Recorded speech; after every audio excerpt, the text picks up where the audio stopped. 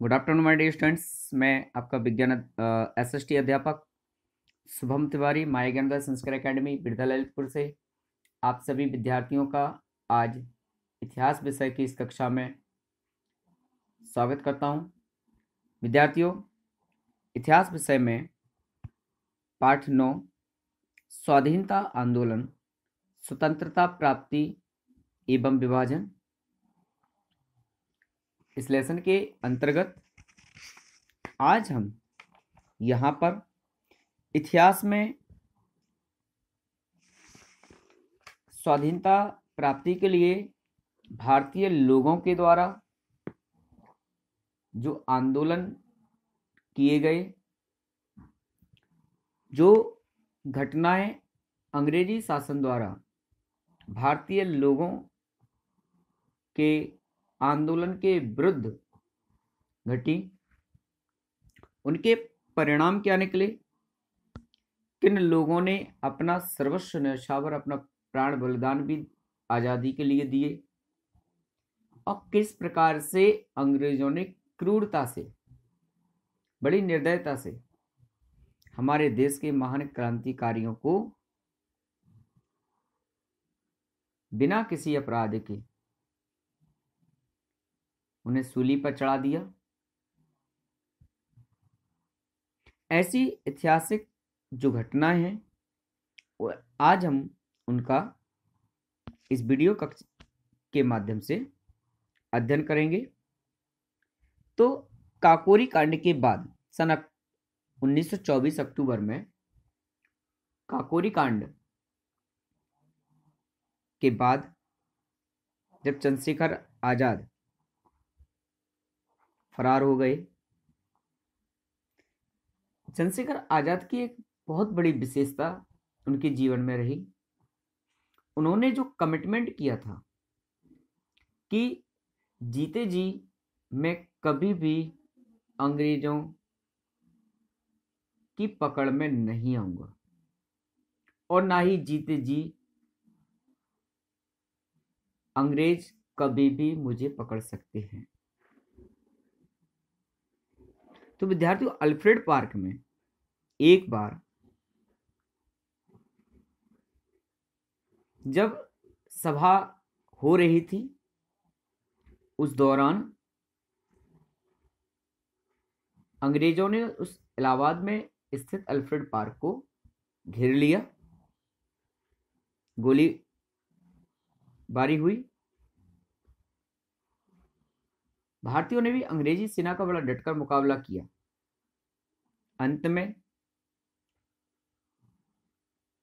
Alfred park में मौजूद सभी भारतीय क्रांतिकारी मारे गए।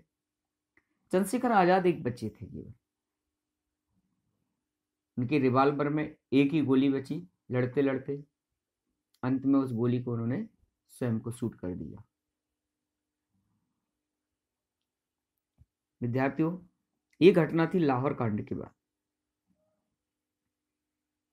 लाहौर कांड के बाद क्या हुआ? लाहौर कांड में हुआ क्या? भगत सिंह राजगुरु ने दिसंबर 1928 को साइमन कमीशन का विरोध किया। विरोध करते हुए लाला लाजपत राय को लाठी से चोट पहुंचाने वाले, पुलिस का नेतृत्व करने वाले अंग्रेज उच्च अधिकारी सैंडर्स की हत्या कर दी। सरकारी नीतियों के विरोध में 8 अप्रैल 1929 ईस्वी को भगत सिंह और बटुकेश्वर दत्त ने दिल्ली की केंद्रीय विधानसभा में बम फेंका। बम से नुकसान नहीं हुआ, दोनों वहां से भागे नहीं और पुलिस ने उन्हें गिरफ्तार कर लिया। भगत सिंह एवं उनके साथियों पर सैंडर्स हत्याकांड, असेंबली में बम फेंकने के लिए मुकदमा चलाया गया।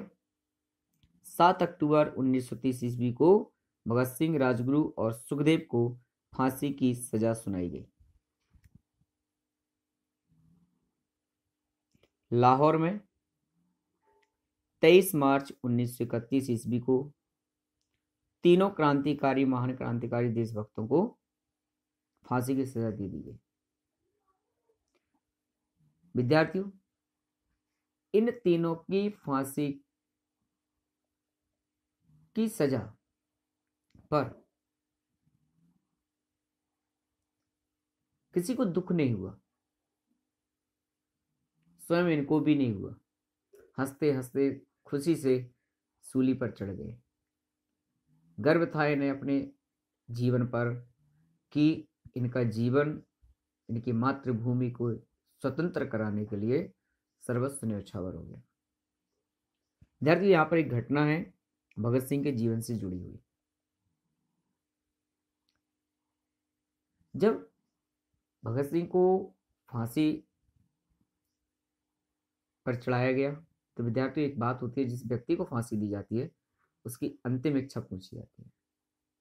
अंतिम इच्छा ने भगत सिंह से कहा, मुझे अपनी मां से मिलना है। भगत सिंह की मां आई। विद्यार्थी, जिस बेटे को फांसी पर लटकाया जा रहा है उसकी मां की हालत क्या होगी। लेकिन इसके उल्टा था, विपरीत। हंसते हंसते उनकी मां वहां पहुंची और अपने बेटे से मिली।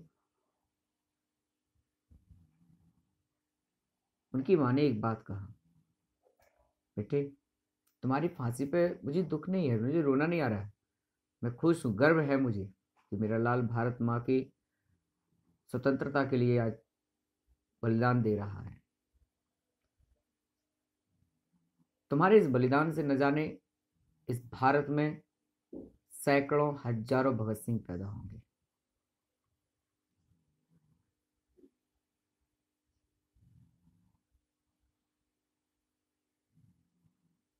तो हंसते हंसते इन तीन व्यक्ति उन्हें फांसी के फंदे को चूम लिया। 23 मार्च 1931 को लाहौर में फांसी दे दी गई और भारतीय इतिहास में यह घटना लाहौर कांड के नाम से जानी जाती है। इस घटना के बाद सत्ता के दमन ने धीरे धीरे क्रांतिकारी आंदोलन को निर्बल कर दिया। 27 फरवरी 1931 को इलाहाबाद के अल्फ्रेड पार्क में मुठभेड़ के दौरान चंद्रशेखर आजाद भी शहीद हुए। वर्तमान में अल्फ्रेड पार्क का नाम चंद्रशेखर आजाद पार्क रखा गया है। इनकी मृत्यु के बाद जो पंजाब, उत्तर प्रदेश, बिहार राज्य में क्रांतिकारी आंदोलन चल रहा था वो लगभग समाप्त सा होने लगा। परंतु 1930 और 1932 इन 2 साल के बीच में साइमन कमीशन का जो विरोध हुआ, 1928 में अंग्रेज सरकार ने भारतीय शासन अधिनियम 1919 ईस्वी की समीक्षा करने के लिए साइमन नामक व्यक्ति के नेतृत्व में एक समिति बनाई। इस समिति में भी एक भारतीय न था। इससे बिल्कुल स्पष्ट हो गया कि अंग्रेज सरकार यह मानने को तैयार नहीं थी कि भारत के लोगों को अपने देश का शासन चलाने का अधिकार होना चाहिए। इसलिए भारत में साइमन जहां जहां गया वहां उसके विरोध में जुलूस व हड़तालें हुई और साइमन वापस जाओ का नारा पूरे भारत देश में गूंज गया। तो विद्यार्थियों, अंग्रेजों की नीतियों का खंडन हुआ, विरोध हुआ। आगे भारतीय इतिहास में स्वाधीनता प्राप्ति के टाइम पर और कौन कौन सी घटनाएं घटित हुई, इनका अध्ययन करने के लिए कल पुनः उपस्थित होंगे। तब तक के लिए आप सभी को आज की इस कक्षा में उपस्थित होने के लिए धन्यवाद।